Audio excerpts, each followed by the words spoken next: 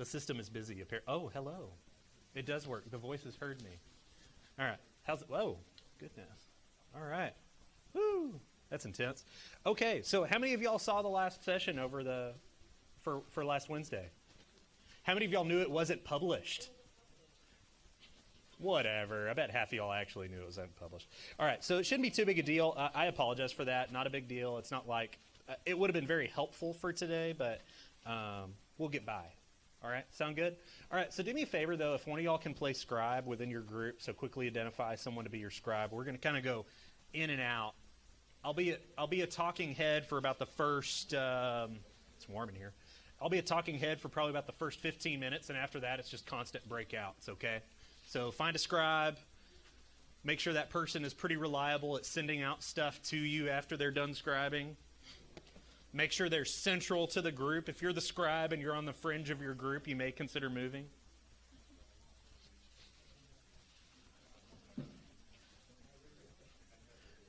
We got a grudge match on who's going to be scribe going on up here. I think it's going to come to fisticuffs.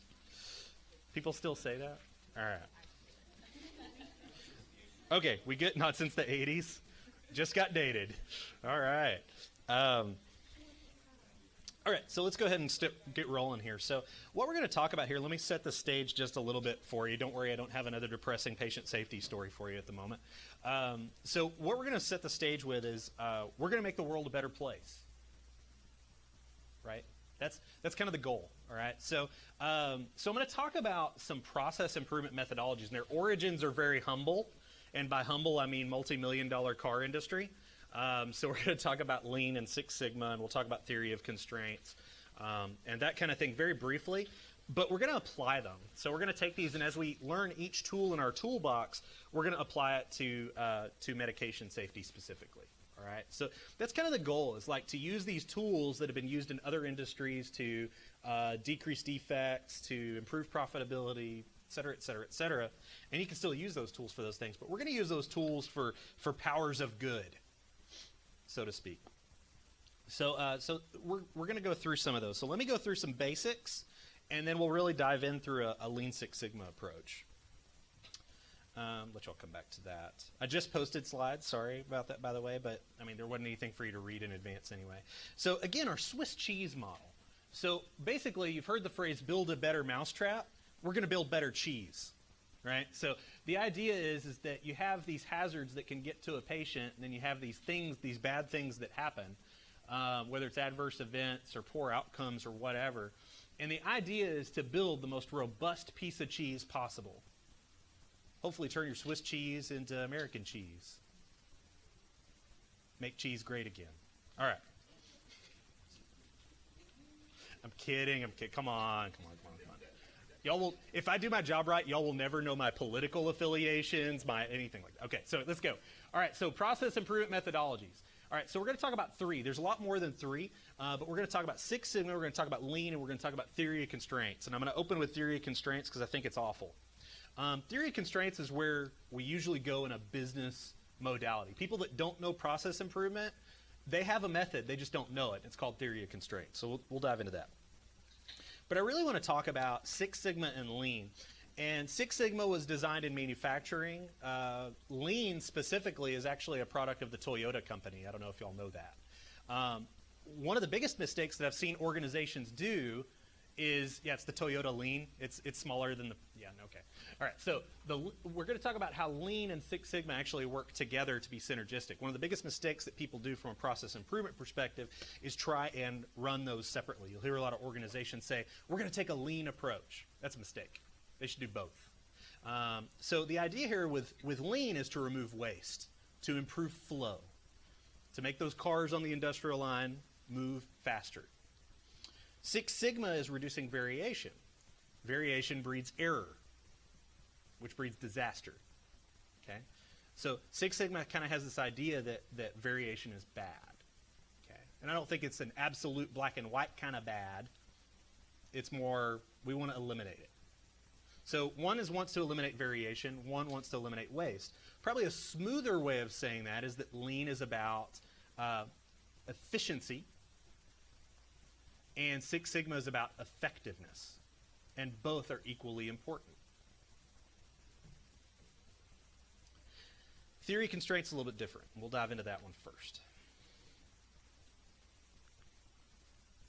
So we'll talk about these first. So first off, the idea is that theory constraints employs the idea that in any process, in any flow, that there is a constraint. There's a bottleneck.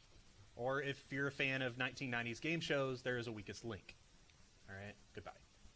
And so the constraint or that weakest link is identified, and usually you can identify them because you'll have batches, long queues. If we take this front row, let's take this front row, and let's say that each of these 6 people is a step in a process. All right, we start down here and we end up down here. All right, we know where the constraint is. We won't identify individuals, but we know who the constraint is because there will be a big pile of whatever the last step was next to someone. Right, so we see pileups, we see queues get long, that type of thing. You can see it in a pharmacy. You go to a retail pharmacy, you can see wherever the queue is longest. A lot of times the pharmacist is the bottleneck, right? Because you're having to go through and pay a little bit more attention to what's going on, or maybe you have a brand new technician. So those are your different types of constraints. So the first thing you do whenever theory constraints, you go through a stepwise process. First you identify it. Where's the bottleneck? Where's the problem? Then, and this is their language, not mine, in theory constraints, you exploit the constraint. In other words, you max that person out or machine out or process out until they can't do any more. So you maximize the constraint to pull it to maximum or even above maximum capacity. Wherever that maximum capacity goes, if you're still getting a queue, then you need to subordinate all other steps to the constraint. In other words, slow everybody down. So if our constraint was right here, like let's say there was a big pile up, we'd identify, you're the constraint. I said I wasn't going to identify a constraint, didn't I? So you're the constraint, and then we'll maximize you until you're sweating bullets and you're not getting bathroom breaks and anything else that goes on in a retail pharmacy. And, and then this person, we're going to say, you need to slow down, right? So you need to do less work so that that pile up quits happening. So it's aesthetic. It's not real, right? We haven't done anything novel except worked this person to death and given this person a dream job. Okay? All right, so that's subordinate. Then we elevate. You'll notice we took a long time to get here. You know, what's the biggest, those of you that have been in working environments, whether it's healthcare or not, for any amount of time, will notice that what's the one thing that we always go to immediately whenever we're getting bogged down in work? We need more people, right? We need to hire somebody else. We need more people. We're understaffed. Anybody think that their working environment is overstaffed? No, it's what we go to, right? Yeah. But it's what we go to, right? It's what we go to is that we need more people. It's an easy solution. You can throw people at any problem, right? And so the idea is that we don't throw any resource investment, whether it's new people or anything, until we have exploited the constraint and subordinated all other steps to the constraint. Then we consider, okay, maybe we'll do a resource investment to elevate the constraint. And then you just keep going. Where's the new constraint? Where's the new pileup going? And it's a never-ending cycle. All right. Does this sound familiar to some of you that have worked in profit-based industries? It doesn't feel good, does it? So we're not going to talk about this one. This is all we're going to say about theory of constraints and explain what it is and why it is, because it's not a good approach, honestly. Let's talk about what we do like. So there's Six Sigma, and there's 5 steps to Six Sigma. We're going to go through each of those today. There's define. So first off, we need to identify who are the customers. And customers is not a bad word. Okay, we're not saying customers instead of patients. We're not dehumanizing. We're not commodifying. We're saying who cares. And customers can be people that are involved in the process too. What do they need? And as you might imagine, the best person to ask what customers need is to ask the customer, whoever that is, whether it's a patient, whether it's nurses, whether it's other pharmacists, or whoever. And then what are their problems?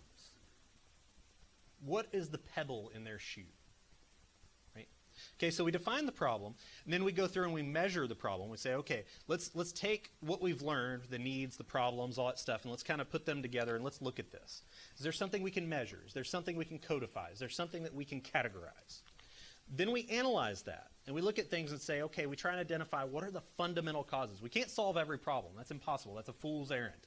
Okay, but we can solve the key problems. And the idea is we look at it from an 80-20 rule, right? So that 80-20 rule being 80% of the problems come from 20% of the things that are going wrong.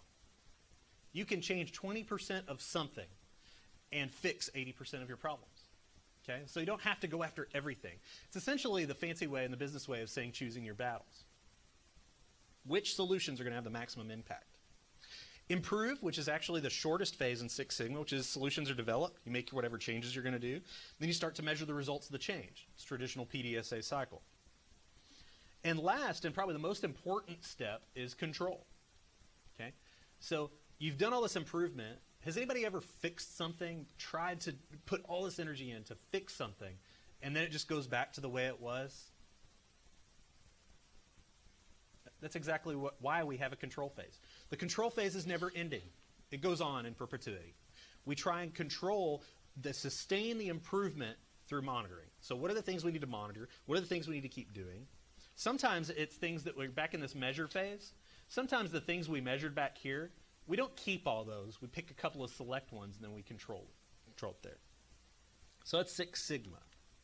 Here it is on a pretty graph. Just keeps on going, right? You have a control phase, and then if there's a breach from that control phase, then you define the new problem, measure it, analyze, improve, control, and it just keeps on going.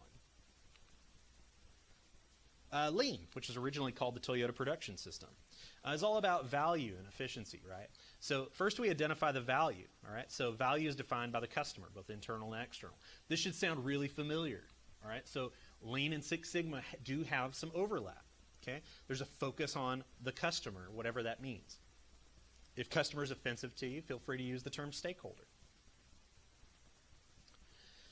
Identify the value stream. So value stream is kind of like where you take a process, but you also look at what things that occur in this process benefit those customers. So if we have a process that involves a whole lot of paperwork, we need to ask our question, how does that benefit our patient? And does it? Okay? So we need to identify those activities that contribute to value. We have value-added activities. We have non-value-added activities. In healthcare, we're very good at non-value-added activities. We love to do excessive paperwork. We love to create new forms. We love to design complex processes because we think it's actually going to fix something. Okay? And then once you have identified what those non-value-added activities are, decide, are they really necessary? Can we minimize them, or we could just get rid of them altogether? Then we have this part called improving flow. So we identify our value, identify the value stream. Now we want to improve flow. So flow is that uninterrupted movement of service or product for the customer. So you could call that a hospital stay.